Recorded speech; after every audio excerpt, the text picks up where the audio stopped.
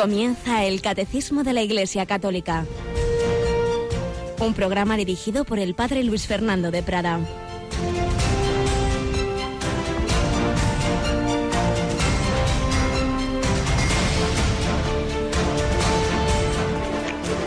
Alabados sean Jesús, María y José. Muy buenos días, muy querida familia de Radio María, en esta semana tan bonita, en esta cuarta semana de Adviento, tocando ya con nuestros dedos la preciosa fiesta de la Navidad, junto a la Pascua de Resurrección, los dos focos de la elipse litúrgica, la Pascua de Resurrección, la Pascua de Navidad, porque son una única Pascua. Jesús ha pasado del cielo a la tierra, se ha hecho hombre, ha nacido de María Virgen, ha llevado una vida humana como la nuestra para ofrecerla, para entregarla, para morir y resucitar.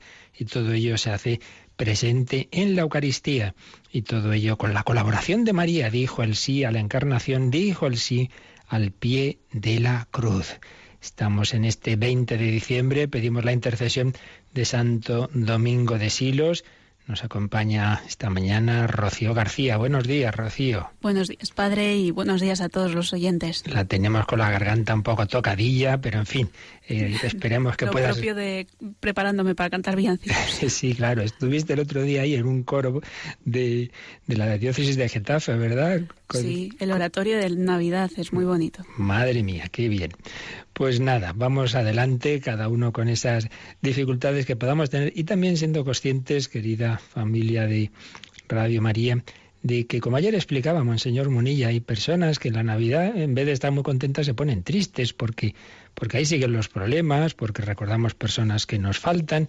Y precisamente anoche parece que es un atentado en Berlín con bastantes muertos, ese camión que atropella a varias personas, muchos heridos. Y en circunstancias así hay personas que titubean ante la Navidad. Por eso vamos a recordar hoy que, fijaos, el día 25 de diciembre celebramos el nacimiento de Jesús, pero el 26 celebramos el primer mártir, San Esteban, y el 28 aquellos niños inocentes. Quiero decir que la felicidad de la Navidad está por encima no quiere decir que no haya problemas, quiere decir que el Señor ha asumido la naturaleza humana con sus dramas, con sus gozos y sus dolores, misterios gozosos, misterios dolorosos, pero todo ello lo ha vencido con su resurrección. Por eso, ahora en este tiempo de Adviento y Navidad, precisamente estamos comentando los números del Catecismo que hablan de la pasión, pues no veamos que son cosas contrapuestas. Todo ello está movido por ese amor de Dios hecho hombre con lo que, repito, implica la vida humana. Por eso también nuestra primera sección hoy vamos a tomar un artículo que escribió hace ya años aquel gran sacerdote y periodista José Luis Martín Descalzo, pues la verdad, un artículo duro, no sé si realmente era histórico totalmente, no, pero en cualquier caso, pues hacía alusión a cosas que pasan en Navidad. En Navidad morirán personas, en Navidad pues habrá también situaciones difíciles, quizá, Dios no lo quiera, recemos por ello, habrá atentados, pero en cualquier caso, eso no debe quitarnos esa fe en la victoria final de Jesucristo, porque la última palabra es de la resurrección. Pues así lo pedimos por medio de María. Hoy el Evangelio nos presenta la Anunciación. Ayer era la anunciación del ángel Gabriel a Zacarías, que no se la creyó mucho y por eso quedó mudo, y hoy el mismo ángel Gabriel pues habla a María, y esa vaya que sí se la creyó, no solo se la creyó, sino que dijo: he aquí la esclava del Señor, hágase en mí según tu palabra. Pero vamos a pedir a María que nos ayude a dejar que el Verbo se haga carne en nuestra vida. Fijaos, se hizo carne en el seno de María hace 20 siglos, pero ahora quiere bajar a la tierra de otra manera, en ese sentido espiritual, místico, de hacerse presente en medio de nuestro mundo, de nuestros hermanos, a través de ti y de mí. Él necesita tus manos para cuidar, necesita tus labios para hablar, necesita tus ojos para mirar con cariño, te necesita a ti, tú necesitas mis manos, mi cansancio, que a otro descanse. Diremos: he aquí la esclava, he aquí el esclavo de la esclava de mi Señor, o miraremos a otro lado. Pues vamos a pedirle a María que digamos como ella: he aquí la esclava, he aquí el esclavo, esclavo de amor, esclavo que confía en su Señor. Y vamos adelante con nuestro comentario, con nuestra primera sección, como os digo hoy, un poquito especial con este artículo de José Luis Martín Descalzo.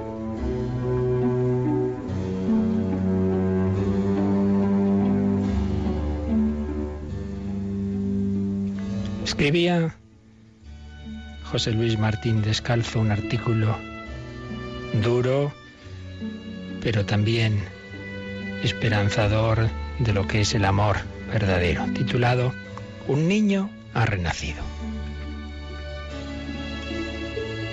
El reloj del salón dio las 2:30.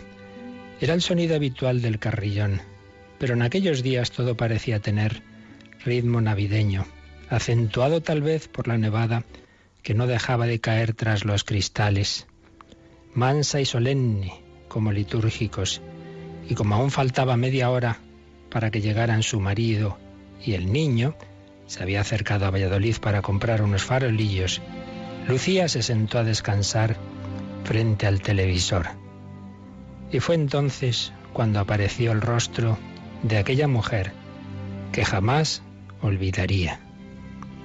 Yo les pido que me den un corazón para mi hijo.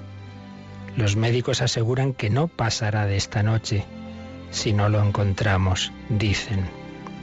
La voz había comenzado plana e inexpresiva, monótona, pero en cada palabra había ido cargándose de emoción y ya las últimas apenas pudieron oírse entre sollozos. Dicen que si no nos llega hoy mismo un corazón. La cámara piadosa se alejó del plano del rostro de la mujer y se fue a la cama donde un pequeño de 5 años yacía. No se sabía ya muy bien si vivo o muerto. Un respirador tapaba su boca y un entrecruzado de tubos apenas dejaba ver 2 ojos claros desgarradoramente abiertos. Un corazón, si ustedes pueden, repetía terca la voz, es mi hijo único. Yo quiero que viva, Y ahora los sollozos estrangularon la palabra y se fundieron a cientos de kilómetros con los que Lucía, que ya no veía el árbol de Navidad, sino que estaba como magnetizada ante aquel lecho de hospital, contemplando a un niño que muy bien podía ser por edad y por el color de sus ojos, su hijo Luisito. Dios mío, si a mí me ocurriera algo así. Pero agitó la cabeza, espantando el pensamiento, mientras con el dorso de la mano se secaba unas lágrimas por aquella otra madre que esa noche no estaría para pensar en árboles de Navidad. Fuera seguía nevando. Grupos de muchachos celebraban una batalla campal de bolas de nieve que los transeúntes trataban de esquivar, y en los rostros de las gentes que portaban cestos o grandes bolsas de comestibles se pintaba un aire de fiesta, como si todo, árboles, casas, personas, estuviera recién barnizado. De los comercios salían las notas del campana sobre campana, y los chavales del coro parroquial montaban con el cura un abeto gigantesco enfrente de la puerta de la parroquia.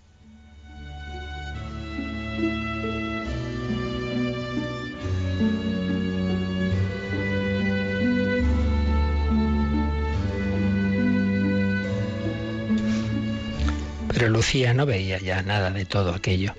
Era como si su imaginación se hubiera quedado clavada en aquellos 2 ojos desmesuradamente abiertos que había entrevisto entre el respirador y los tubos del hospital.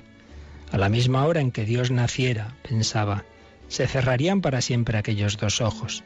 Esta noche, se dijo a sí misma, nadie tendría derecho a decir en las iglesias eso de un niño nos ha nacido. En ese momento sonó el teléfono. ¿Lo había presentido?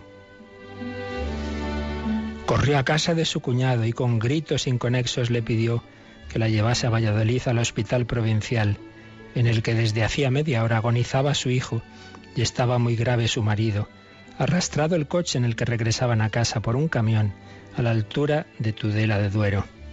Ahora no sentía nada. El corazón se había quedado detenido, como congelado. Miraba hacia adelante como una estatua de piedra, sueltos al aire los cabellos con los que el viento gélido que entraba por la ventanilla jugaba como si quisiera arrancárselos. Ni ideas, ni sentimientos, nada, solo la fosca idea de la muerte, como un muro que no te permite mirar un centímetro más allá. De cuando en cuando cruzaban por su imaginación dos ojos de niño, pero no lograba adivinar si eran los entrevistos un segundo en la televisión o los que se intentaba imaginar en el lecho agonizante de Luisito. Dios mío, no puede ser, no puede ser.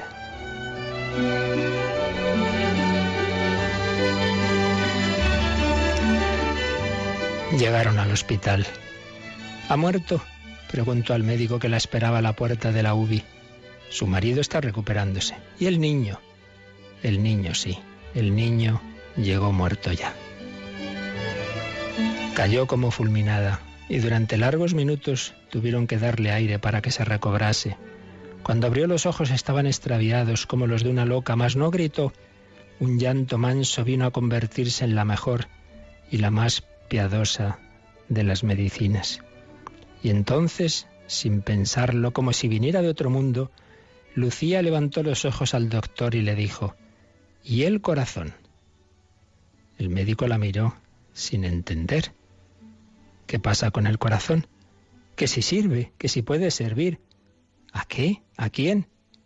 ¿A algún otro niño? ¿A esa madre que lo pedía hoy por televisión?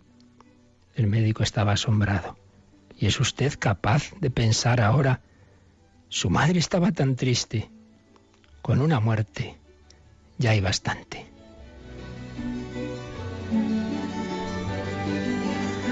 Por su imaginación acababa de cruzar el árbol de Navidad que había dejado en casa, con las bombillas encendidas y las ramas nevadas de harina. Ya nadie estallaría de gozo al contemplarlo, y desde aquel día el silencio crecería en su casa como un mar sin orillas, un silencio en el que cuando más podría imaginarse el sonido de un corazón, pero que ya no sería el de su hijo, Luisito, porque el corazón de su pequeño corría ya hacia Madrid en una caja de acero, y en cada kilómetro que avanzaba hacía latir más deprisa el corazón de aquella otra madre que Lucía ni conocía, pero en el que ella acababa de replantar la esperanza. Las campanas de los pueblos al borde de la carretera gritaban con sus repiques: ¡es Navidad, es Navidad! Dentro de poco los curas subirían a los altares y repetirían aquello de: nos ha nacido un niño.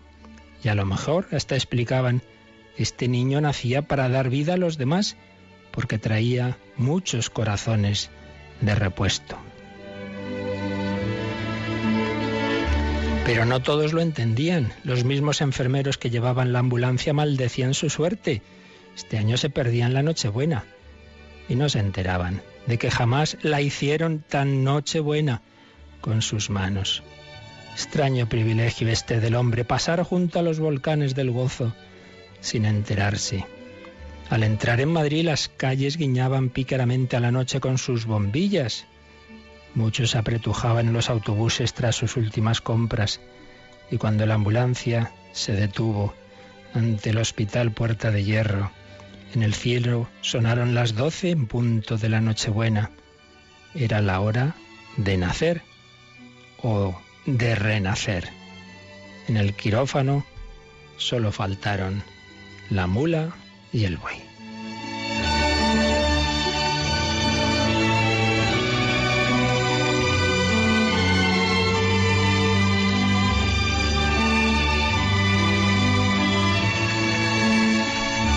Pues sí, Jesús nace, renace también en los refugiados, también bajo las bombas en Siria, en Irak, en los atentados de aquí y de allí. La vida vence a la muerte a pesar del poder de la muerte en este mundo.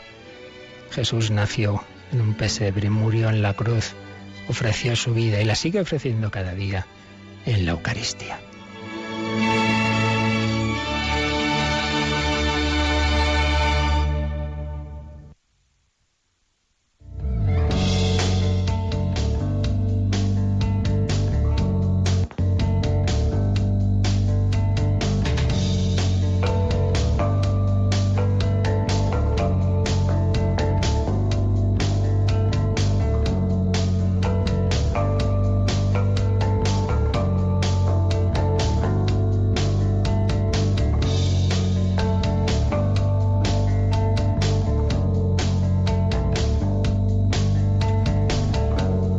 Una ofrenda de la vida, una ofrenda sangrienta movida por el amor, una ofrenda de la vida que nos quiere comunicar el Señor para que no nos quedemos encerrados en nuestros dolores, en nuestros problemas, sino que pensemos en los demás. Jesús ha venido a traernos ese amor. Y ese Jesús que nació en Belén, que murió en la cruz, nos ha dejado como una síntesis de su entrega, de su vida, de su muerte, de su resurrección, nos la ha dejado en la Eucaristía. Por eso, fijaos, estamos en este apartado. Cristo se ofreció a su Padre por nuestros pecados. El Hijo de Dios se hizo hombre, nació por cada uno de nosotros y esa su ofrenda para reparar nuestro pecado, para redimirnos, que es de lo que estamos hablando, todo ese trayecto de su vida, la encarnación, nacimiento, vida oculta, vida pública, pasión, muerte y resurrección, todo ello tiene un hilo conductor. ¿Cuál? Ese corazón de Cristo, como veíamos, ese corazón humano, esa voluntad humana que, unida a la divina, que tiene en común el Hijo con el Padre y el Espíritu Santo, cumple ese plan de redención. El Hijo eterno de Dios se ofrece al Padre por amor al Padre y a los hombres, y eso es lo que digo, da unidad a toda su vida. Esté en Belén, esté en Egipto, esté en Nazaret, esté en las bodas de Caná, esté predicando, esté en la cruz, Jesús siempre, todo ello va unido por esa intención de ofrecer la vida por nosotros, de ser camino, verdad y vida, de ser el puente, el ascensor que nos lleve al cielo. Bueno, pues todo eso que Jesús vivió ha hecho un invento maravilloso para trasladarlo a todos los siglos, a todos los tiempos y lugares, que es la Eucaristía. Por eso, después de que hemos visto cómo toda la vida de Cristo es ofrenda al Padre, cómo es el Cordero que quita el pecado del mundo, cómo asume libremente en su corazón, en su libertad humana, ese amor redentor, vemos ahora que antes de entrar en la pasión ya sangrienta, Jesús anticipó en la última cena la ofrenda libre de su vida. La anticipó y la hace presente ahora. Digamos que esa primera Eucaristía de la última cena está mirando hacia el día siguiente, hacia la cruz, y todos los millones de Eucaristías posteriores miran hacia atrás, hacen presente de una manera incruenta el sacrificio cruento. Bueno, pues nos dedica el Catecismo 2 números, el 610 y el 611, para hablarnos de esa Eucaristía, con este titulillo que digo, Jesús anticipó en la cena la ofrenda libre de su vida. Pues Rocío, si te lo permite la garganta, leemos el número 610. Jesús expresó de forma suprema la ofrenda libre de sí mismo en la cena tomada con los 12 apóstoles, en la noche en que fue entregado. En la víspera de su pasión, estando todavía libre, Jesús hizo de esta última cena con sus apóstoles el memorial de su ofrenda voluntaria al Padre, por la salvación de los hombres. Este es mi cuerpo, que va a ser entregado por vosotros. Esta es mi sangre de la alianza, que va a ser derramada por muchos para remisión de los pecados. Así pues, Jesús ofrece en la última cena ya ese cuerpo y esa sangre. Vamos a releer este número. Jesús expresó de forma suprema la ofrenda libre de sí mismo en esa cena, esa última cena tomada con los 12 apóstoles en la noche en que fue entregado. Habíamos visto en el número anterior que Jesús aceptó libremente el amor redentor del Padre, que no es que lo haga porque no hay más remedio, sino que como nos ama a nosotros y al Padre, ese amor es el que le lleva libremente a ofrecer la vida. No es que se encuentra con algo que ahí se le impone y ya está, no. Ya leíamos esos textos, ¿no?, en que cuando Pedro saca la espada para defender a Jesús, Jesús le dice, estate, guarda esa espada y estate quietecito, que si yo quisiera ya podría pedir al Padre 12 legiones de ángeles, pero no. Él quería dar la vida. Nadie tiene amor más grande que el que da la vida por sus amigos. Pues bien, esa ofrenda libre dice que Jesús la expresa en la última cena. La expresa ahí, porque ahí ya va a hacer ese milagro asombroso, ese invento que solo Dios podría hacer de la Eucaristía. Dejarnos ese cuerpo y sangre, pero no solo ese cuerpo y sangre así como una reliquia, sino a Él vivo, ofreciéndose. Por eso la Eucaristía, como ya veremos en su momento, si Dios quiere, es sacrificio, porque hace presente esa entrega, ese sacrificio libre de Cristo. Jesús expresó de forma suprema la ofrenda libre de sí mismo en la cena tomada con los 12 apóstoles en la noche en que fue entregado. Es una expresión literal de San Pablo en 1 Corintios 11:23. Sobre la noche, sobre la oscuridad de la traición, brilla más la luz del amor.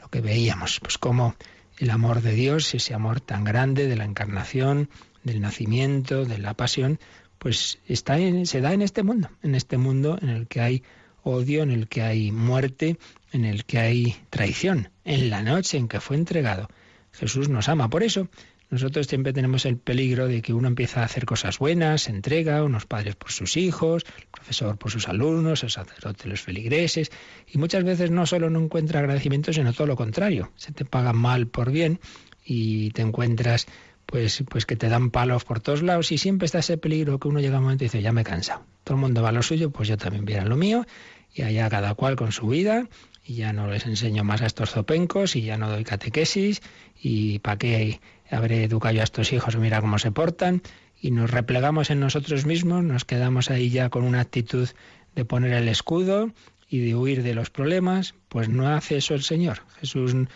podía haber dicho, uy, madre mía, si ya empezando viene Herodes aquí a matarme, me vuelvo al cielo. Pues no, siguió adelante hasta el final. Pero si es uno de los 12 que le traiciona, pues sí, Judas, ¿a qué has venido? Con un beso entregas al Hijo del Hombre.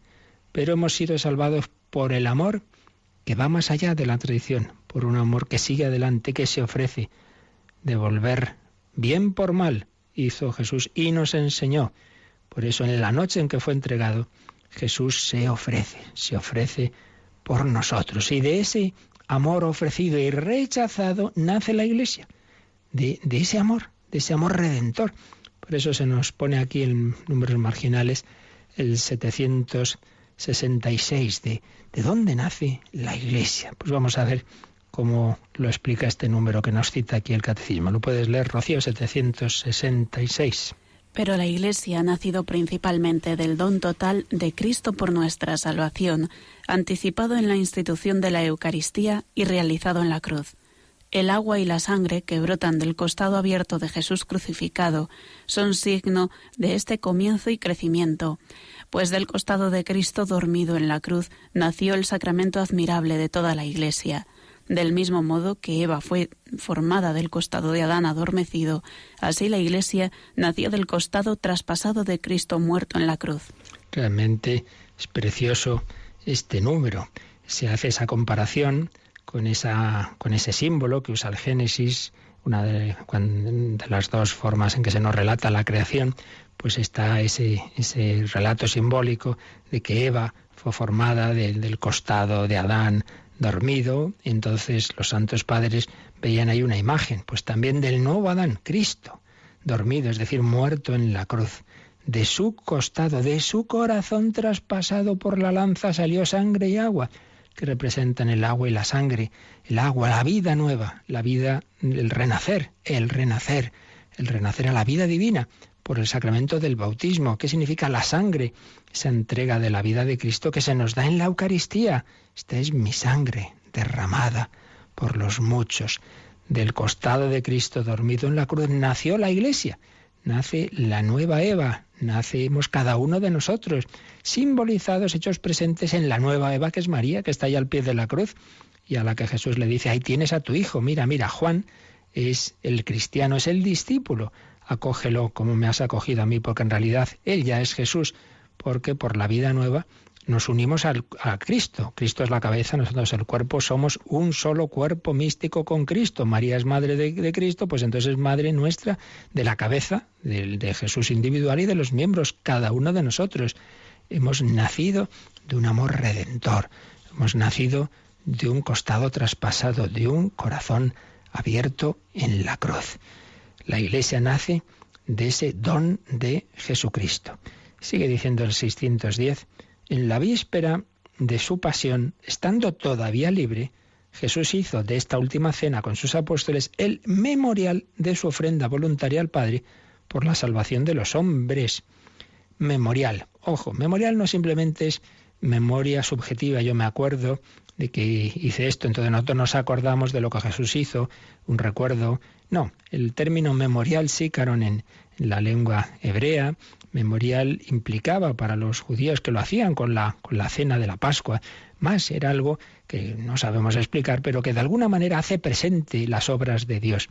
Y desde luego en este caso está muy claro. La Eucaristía no solamente es que recordamos que Jesús se entregó por nosotros, no, se hace presente Jesús, se hace presente su entrega memorial. Por eso aquí se nos cita también, lo del memorial lo veremos un poquito mejor en el siguiente número, el 611. Pero lo que sí aparece aquí es otro número, el 1337, el 1337, que es ya de la parte tercera del catecismo, la parte de los sacramentos. Y claro, si aquí está hablando de la institución de la Eucaristía, nos sugiere el catecismo que echemos un ojo a esa parte. Bueno, pues vamos a leer un momento, aunque sea este número 1337 que resume esa institución de la Eucaristía. El Señor, habiendo amado a los suyos, los amó hasta el fin, sabiendo que había llegado la hora de partir de este mundo para retornar a su Padre. En el transcurso de una cena les lavó los pies y les dio el mandamiento del amor,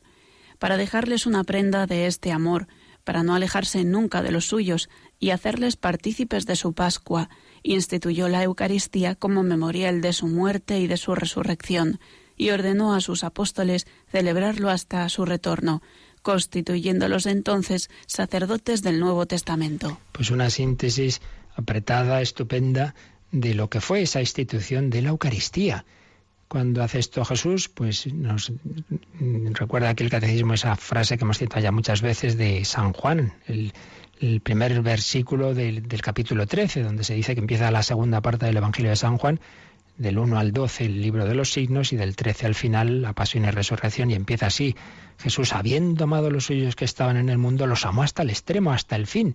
Y entonces, partiendo de esa frase, dice el catecismo que sabiendo Jesús que había llegado la hora de partir de este mundo para retornar a su Padre, lavó los pies a sus discípulos, les dio el mandamiento del amor, y para dejarles una prenda de ese amor que nos tenía y que nos tiene, como una prenda, no como un mero recuerdo, sino mucho más, para no alejarse nunca de los suyos, para quedarse con nosotros. Yo estaré con vosotros todos los días hasta el fin del mundo, para quedarse con nosotros, para no alejarse y hacernos partícipes de su Pascua, instituyó la Eucaristía como memorial de su muerte y resurrección. Y repito, y luego lo veremos enseguida, que memorial no es que yo hago memoria, sin más, yo me acuerdo de, sino que Jesús nos ha dejado ahí una especie de túnel del tiempo, una especie de un sistema que nos lleva a su corazón, memorial de que Él ha muerto por mí, de que Él ha resucitado para mí, para todos, de que el amor ha vencido el odio, de que la vida ha vencido a la muerte, y ordenó a sus apóstoles celebrarlo hasta su retorno. Haced esto en memoria mía. Y es ese momento, dice el Concilio de Trento, citado aquí por el Catecismo, cuando los constituyen sacerdotes del Nuevo Testamento. ¿Qué hacían los sacerdotes del Antiguo Testamento? Ante todo, ofrecer sacrificios. ¿Cuál es el sacrificio del sacerdote del Nuevo Testamento? Jesucristo, el Cordero de Dios que quita el pecado del mundo. No ya un corderito que habían cogido y matado, sino que es el propio Jesús, porque esto es mi cuerpo entregado por vosotros, esta es mi sangre de la alianza, derramada por muchos para la remisión de los pecados. Por eso, la Eucaristía es como una síntesis de todo, de todos los misterios. Fijaos que Belén significa casa del pan, casa del pan. La Virgen va a poner al niño en unos pañales, como el sacerdote pone la forma recién consagrada, está en el corporal, la adora, como María y José adoraron al niño. Eucaristía y Belén, y Eucaristía y pasión y resurrección.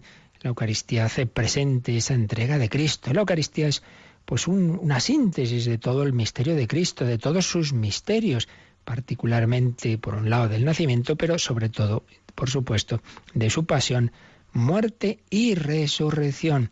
Jesús se ha quedado, el que pasa esa primera noche en un portal, en el portal de Belén, el que pasa la última noche en el huerto de los olivos en Getsemaní, está ahora en los sagrarios, se ha quedado con nosotros. Era lo que volvía loco a San Manuel González, el obispo de los Sagrarios Abandonados, que está Jesús, que se ha quedado con nosotros, que está ahí, que está solo, pero ¿qué hacemos que no vamos? Pues vamos a quedarnos pensándolo un poquito, agradeciendo al Señor esa su presencia.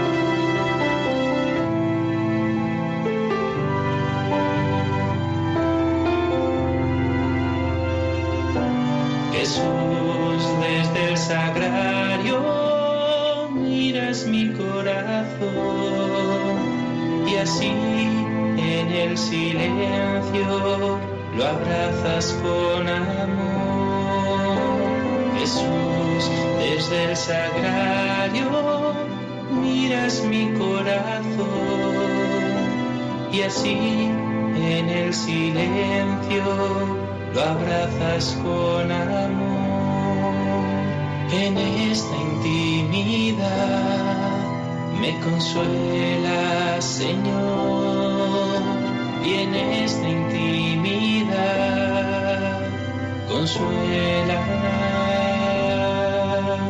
Jesús, desde el sagrario miras mi corazón y así en el silencio lo abrazas con amor. Jesús, desde el sagrario miras mi corazón y así en el silencio lo abrazas con amor.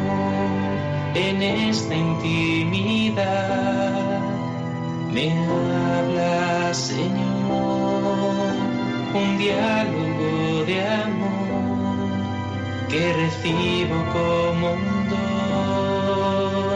Jesús, desde el sagrario miras mi corazón y así en el silencio lo abrazas con amor.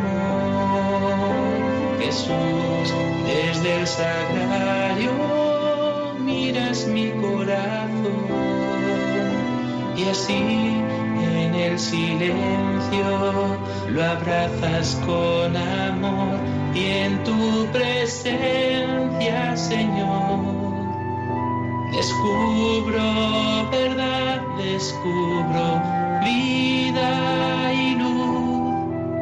Tu don, Señor, descubro tu vida, tu ser, tu amor que inunda el corazón. Jesús, desde el sagrario encuentro consolación y ahí estás mirando con lágrimas de amor. Jesús, desde el sagrario me hablas al corazón y encuentro en tu presencia gran consolación. Jesús, desde el sagrario sostienes la creación y ahí estás mirando con lágrimas de amor. Jesús, desde el sagrario me hablas al corazón y encuentro en tu presencia gran consolación.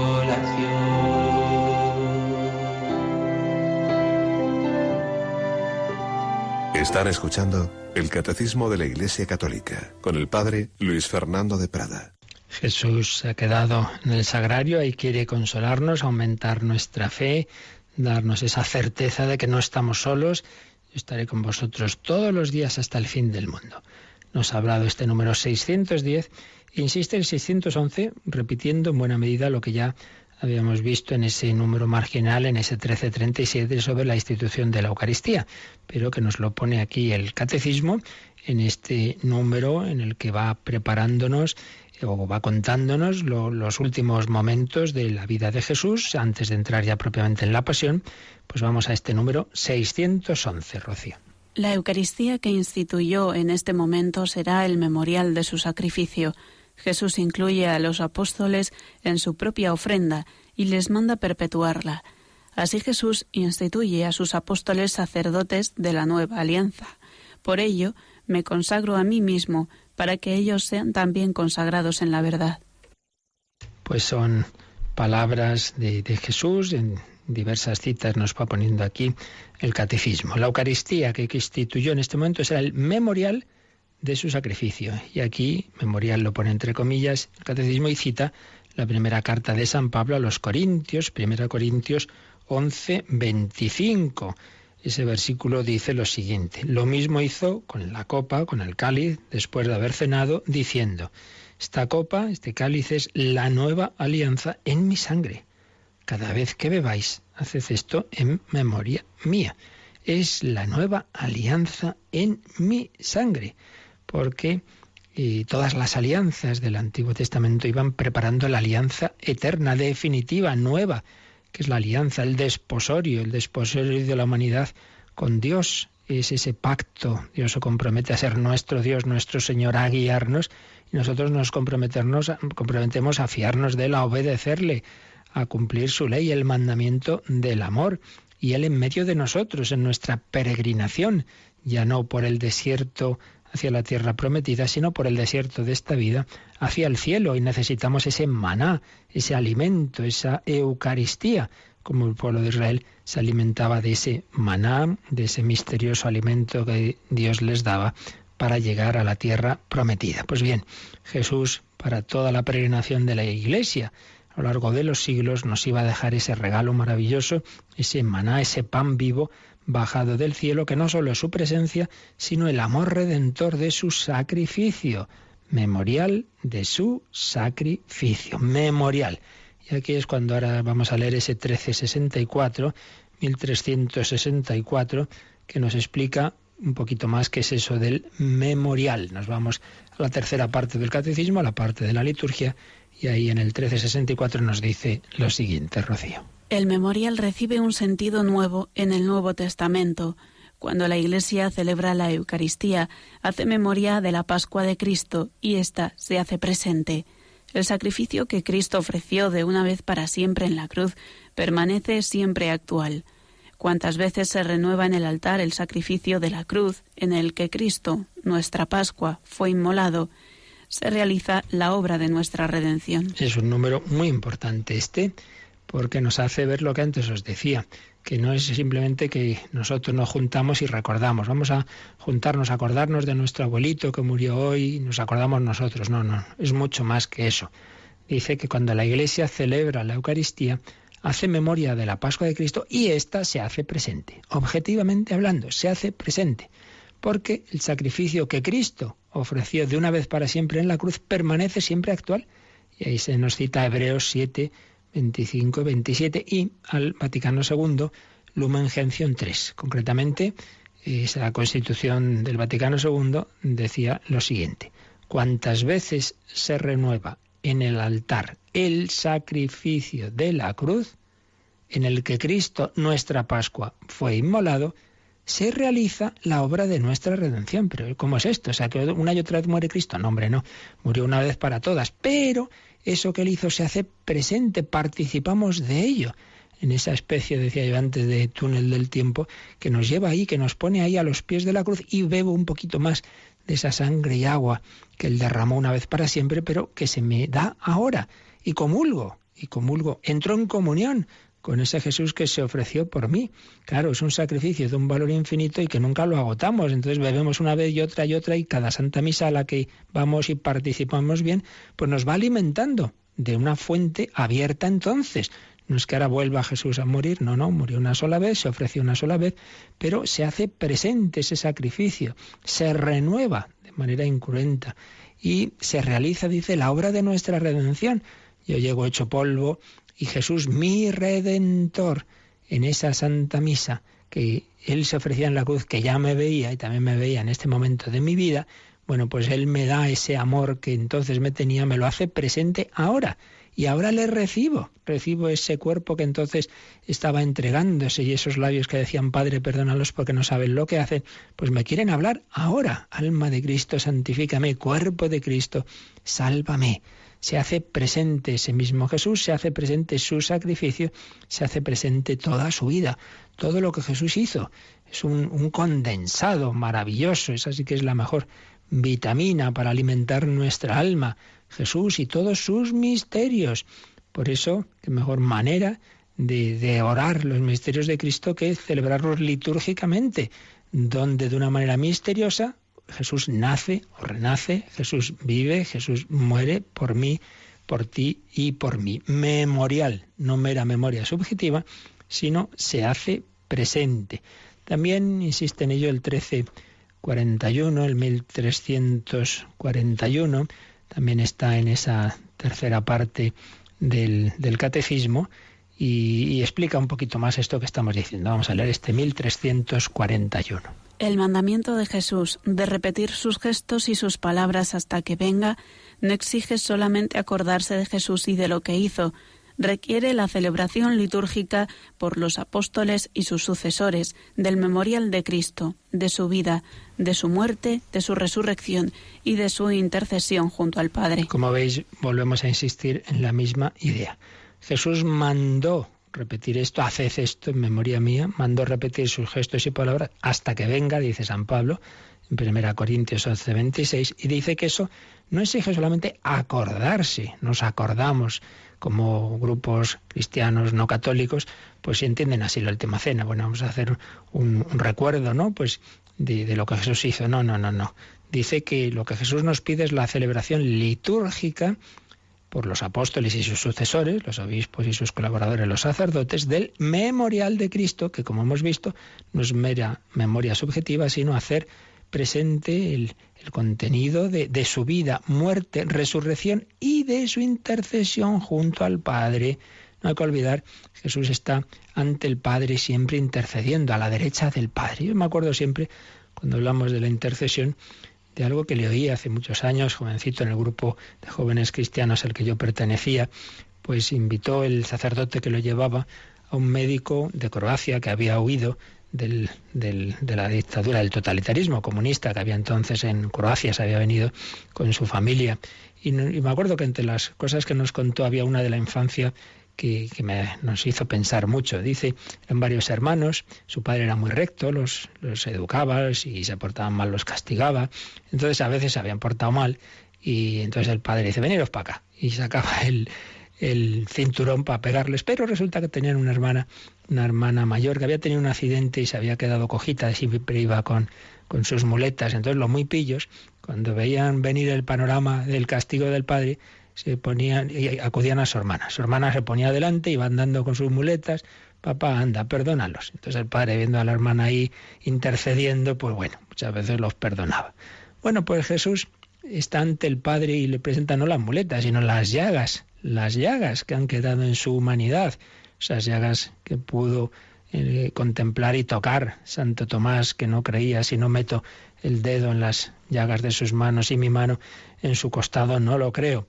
Jesús se presenta ante el Padre y pide perdón por nosotros, se ofrece, mira, yo he pagado por ellos, perdónalos porque no saben lo que hacen. Esa es la intercesión de Cristo ante el Padre. Pues bien, esa intercesión que es permanente se hace litúrgicamente presente y se une a ella la intercesión de la Virgen y de todos los santos en la Santa Misa. Por eso no tenemos nada de tantísimo valor como la celebración de la misa. No hay nada con más poder de intercesión, de petición, que la misa, en la que se hace presente Jesús, su sacrificio, su intercesión ante el Padre, en la que están la Virgen, los santos, la Iglesia triunfante. Por eso recordaréis que se hace mención, por ejemplo, en el Santo, con los ángeles, los santos, todos los coros celestiales.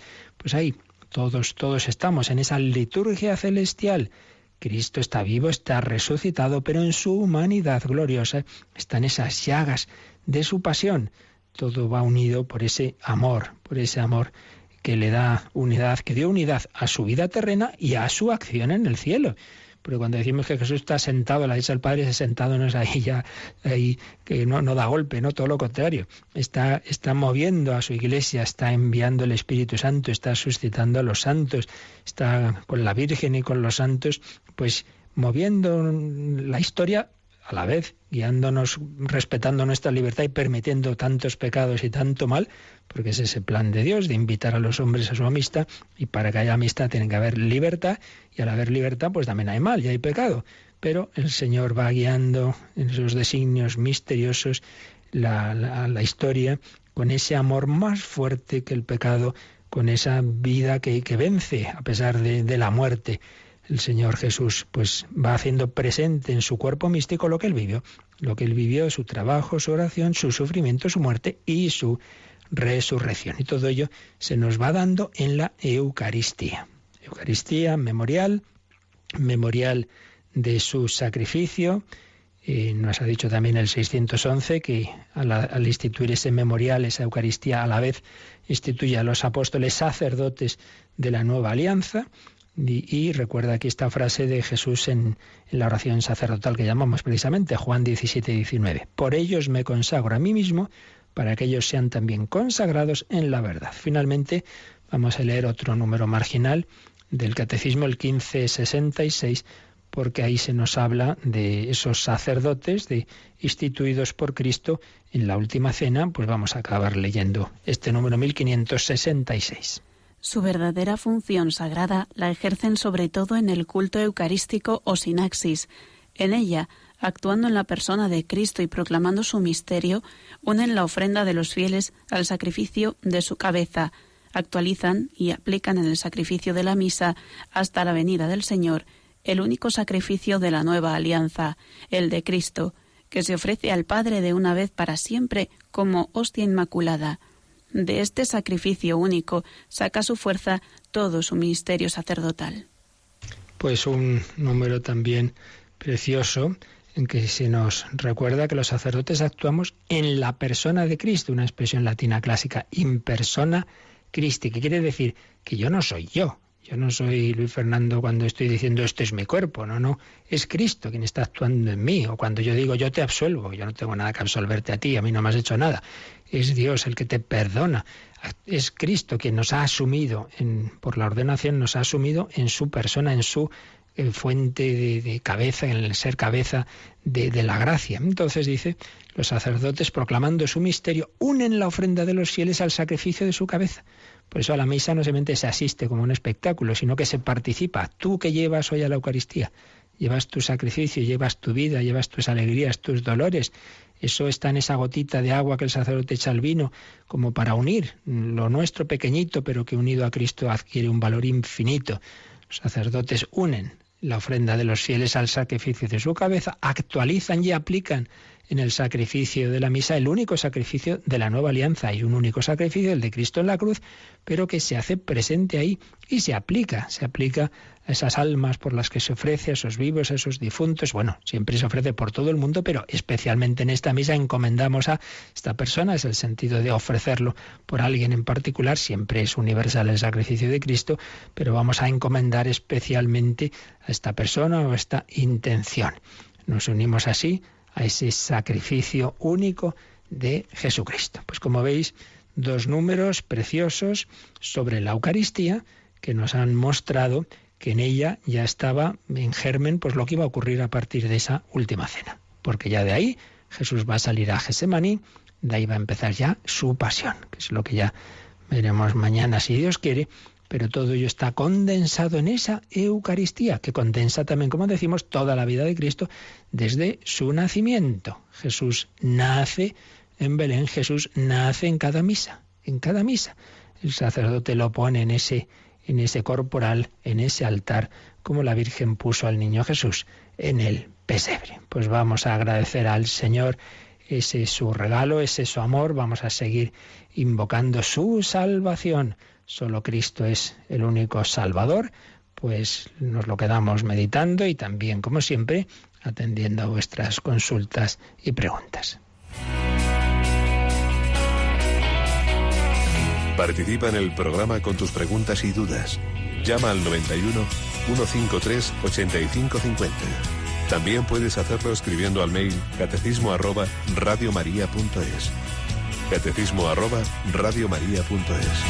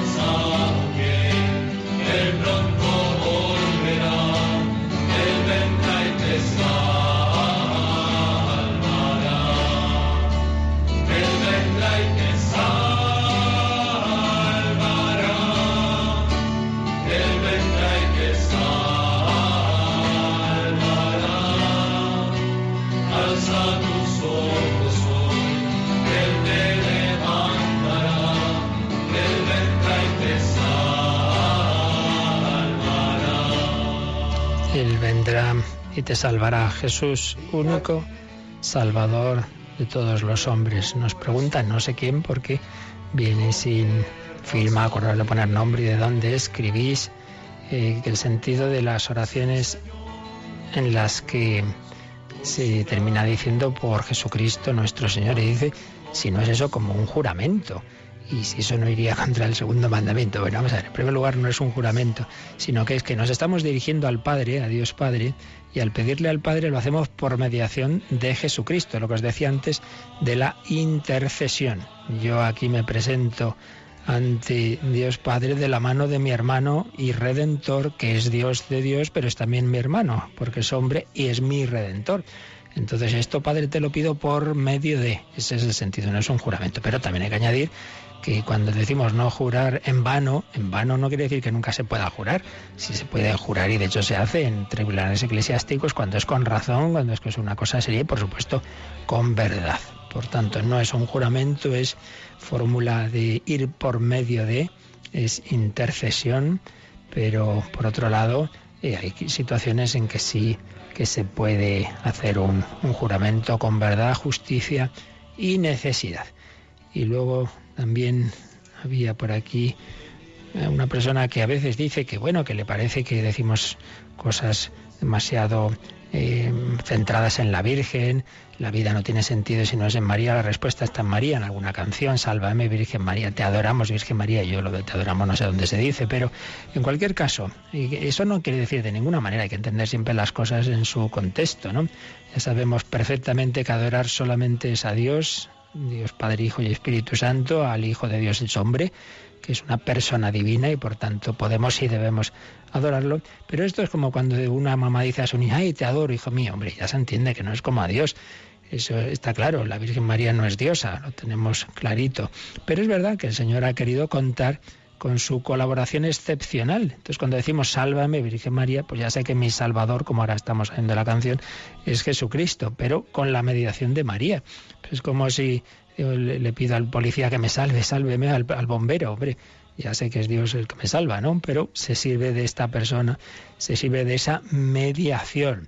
Entonces, no quiere decir que pongamos nunca a la Virgen en el lugar de Dios, pero sí que el Señor ha querido contar con esa colaboración, esa frase tan sugerente, bonita, del fundador de Sexta, el padre Kentenich, que decía: María no es el centro, pero está en el centro. No es el centro es Cristo, pero está en el centro, porque no hay Jesucristo sin la colaboración de María. El Hijo de Dios se ha hecho hombre con el sí de María, como nos recuerda el Evangelio de hoy. Pues vamos a vivir bien este día de Adviento, este 20 de diciembre, estar ya muy cerquita de la Navidad.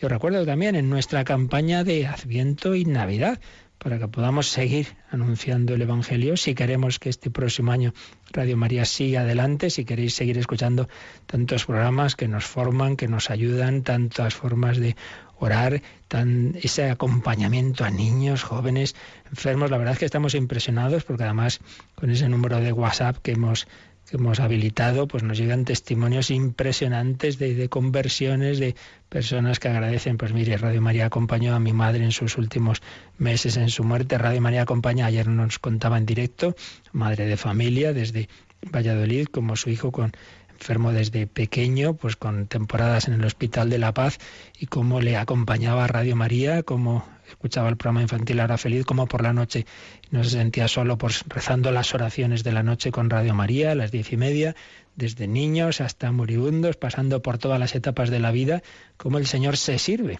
de esta radio de María, Radio María, para llevar ese consuelo, esa compañía, esa presencia de Cristo, decíamos, esa promesa de Jesús: yo estaré con vosotros todos los días hasta el fin del mundo. Bueno, pues también a través de la palabra que llega por las ondas, que llega por internet a cualquier sitio. Teníamos también un par de testimonios desde Alemania, familias españolas que están en Alemania y que escuchan Radio María. Bueno, pues para ayudar a todo esto, para seguir pudiendo hacer este pequeño gran milagro que es la radio evangelizadora, necesitamos la ayuda de todos. Necesitamos rezar, porque hay realmente situaciones que solo son posibles para Dios, como el embarazo de Isabel o de María. Recemos por esos problemas que parece que nos superan. Necesitamos más voluntarios, concretamente a veces no damos abasto para atender el teléfono, para subir el podcast, más voluntarios, y necesitamos la ayuda, el donativo de cada uno, porque como comprenderéis, una emisora que se va extendiendo necesita hay que hacer muchísimos pagos. Y ayer precisamente recordábamos que está hecho ese cálculo de que una hora de emisión de Radio María son 405 euros, lo dije, y a los 3 minutos nos llega un mensaje: acabo de donar una hora de emisión a Radio María. Acababa una persona de hacer un donativo por 405 euros.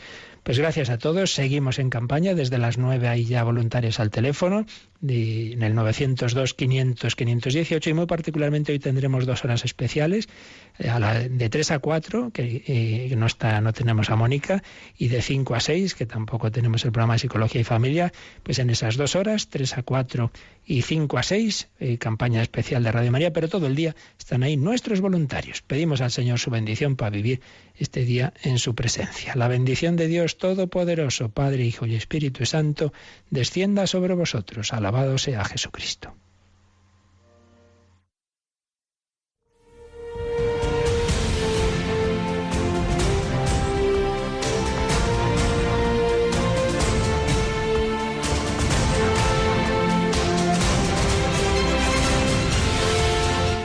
Han escuchado en Radio María el Catecismo de la Iglesia Católica, un programa dirigido por el Padre Luis Fernando de Prada.